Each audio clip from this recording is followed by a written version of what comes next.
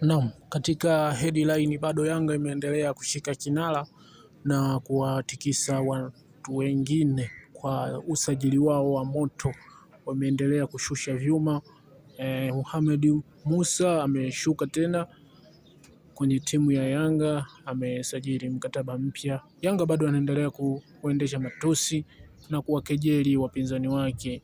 Na katika mambo mengine, Yanga wameendelea kujifua zaidi na kujiweka sawa katika mazoezi.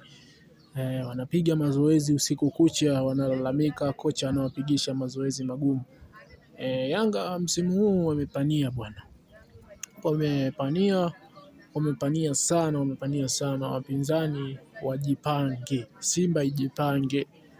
Simba ijipange tena kiaswa haswa kukabiliana na timu ya Yanga, sababu Yanga sasa hivi imekuwa ya moto, si mchezo.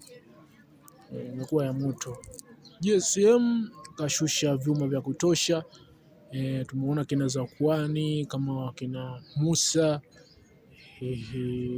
Mambo yamekuwa ya moto. Na pia kuna sakata la Faisal. Kuna tetesi anaweza akaja Simba, akaja Yanga, bado haijafahamika vizuri. Lakini ni shughuli kubwa kumchukua mchezaji Faisal kutoka timu ya Azam. Kuna kimbembe kikubwa, lakini moja kwa moja bado Yanga bwana wanaendelea kushika headline. Wamekuwa moto sana kwenye usajili wao mwaka huu, hawataki masiala kabisa. Watani mjipange, Yanga wamekuja kivingine. Na ninavyosema kivingine na maanisha kweli kivingine. Wachezaji waliosajili ni uwekezaji mkubwa. GSM kaweka kama bilioni 15 kwa ajili ya usajili tu.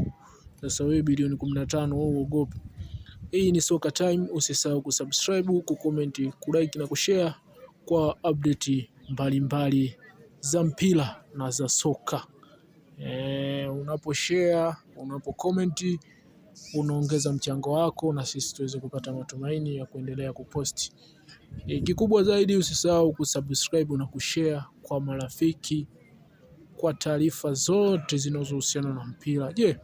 Wewe kama mshabiki kindakindaki wa Yanga, unaonaje? Dondosha maoni yako kwenye comment kwa kikosi kipya cha Yanga.